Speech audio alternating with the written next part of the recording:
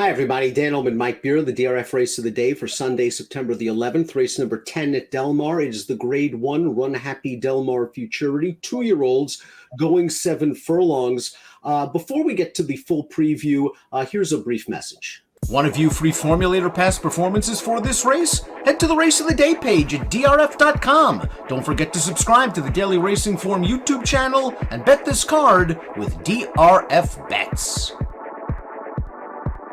Let's take a look at the field for the Grade 1 Run Happy Del Mar Futurity. It is closing day at Del Mar. The best 2-year-olds in Southern California are here. We're going 7/8 of a mile for $300,000.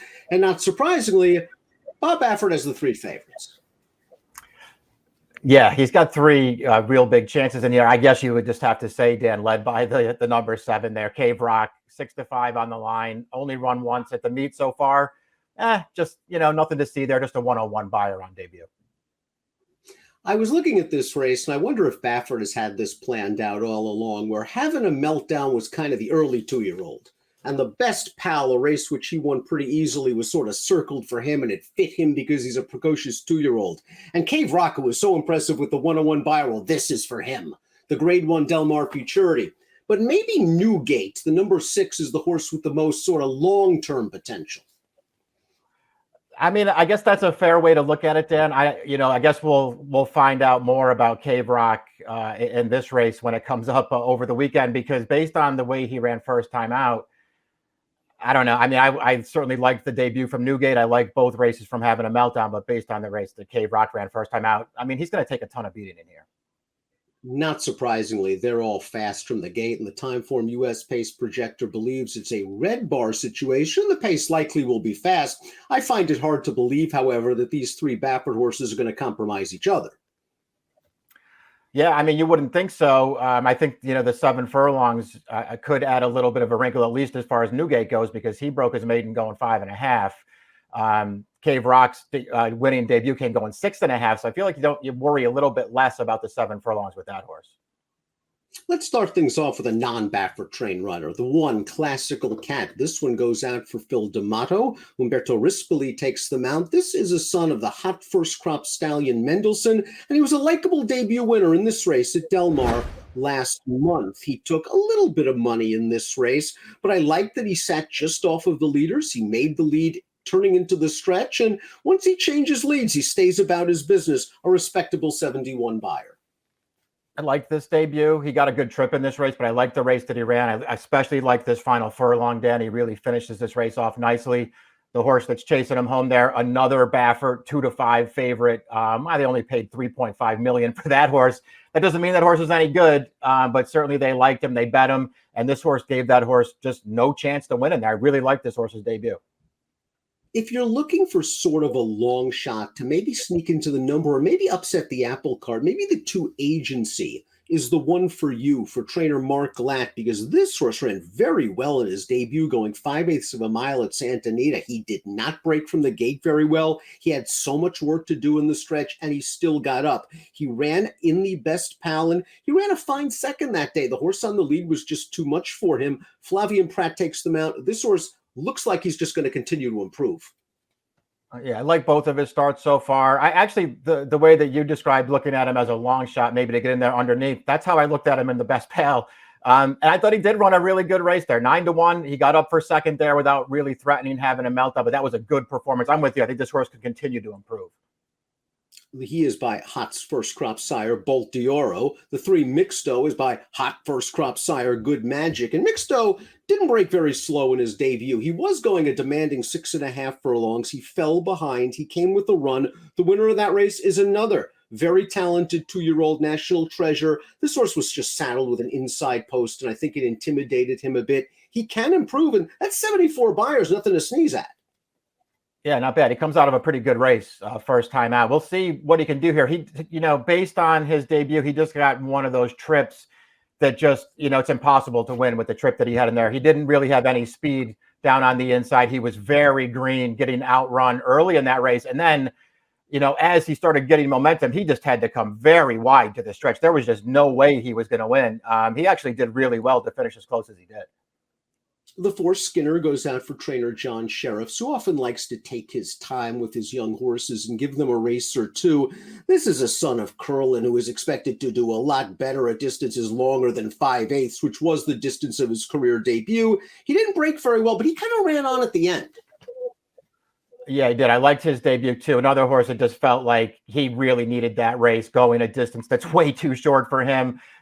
Didn't have that much speed, but they also took him in hand after he broke a little slowly, and he really ran through the stretch of that race. He was never a real factor in there, but he was really finishing with good momentum. He continued past the wire. This horse, he's still a maiden on the way in here, and it's not an easy race to run him in. He's going to run a lot better in here.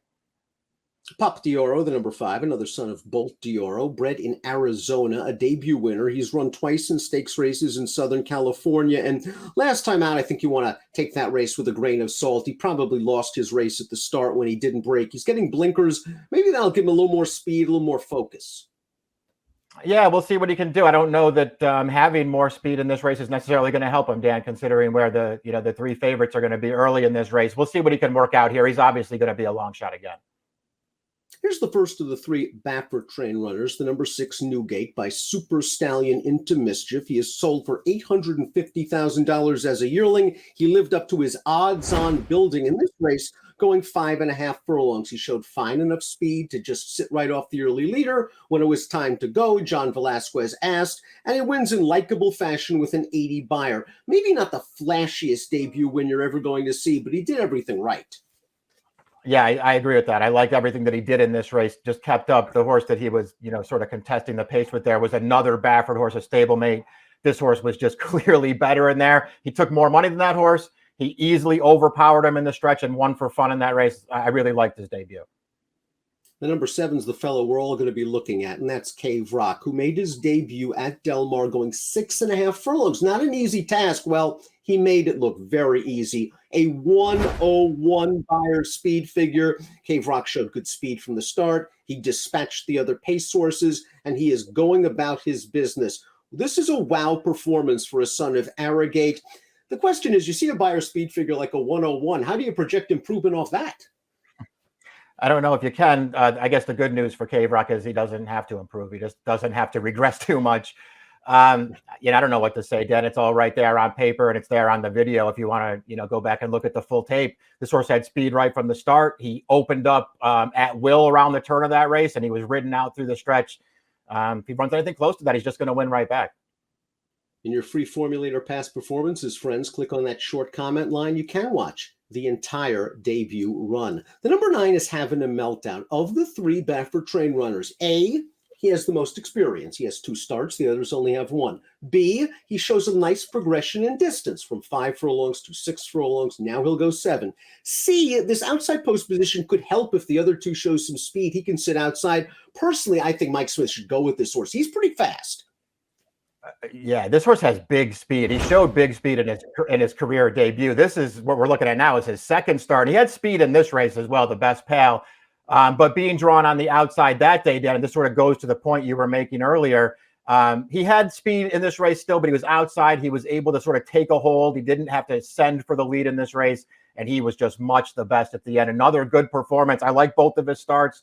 I do think he could land in the right trip here, but listen, it's possible, Dan, that if either of the stablemates drawn to his inside, if they show up and run their race, this might be the 3rd best one.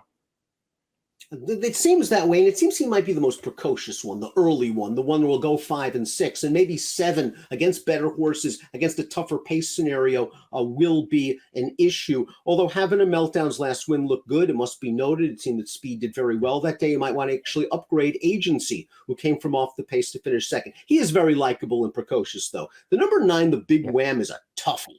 He's a Washington bred. He won the graduation for Calbreds last time out. And look how he gutted this race out. He came from off the pace, a running style that could work well for him in the Del Mar Futurity. He has a lot of work to do in the stretch here. He is on his left lead all the way down to the wire, but he is just digging and digging and digging. This is a horse that must take a step forward as he runs against open foes here, but he is a tough horse.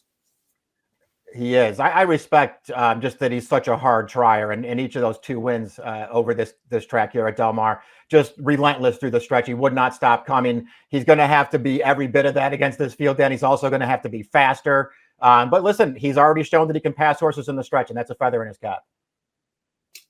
Before we get to our top selections, please click the subscribe button on the Daily Racing Form YouTube channel. All the latest DRF TV video offerings as we creep closer to the Breeders' Cup. Top pick time. Run Happy Del Mar Futurity. Cave Rock's the big name in this race. He's got the big figure. And again, I think a lot of us are hoping we have a 2-year-old that puts on a show in Southern California, and it might be Cave Rock. Yeah, I guess if it's going to be somebody, it's probably going to be him. I sort of chickened out and put him on top here again. I just didn't want to go against this horse based on his debut. The other horse for me is Skinner. I'll try to get him in underneath the 4.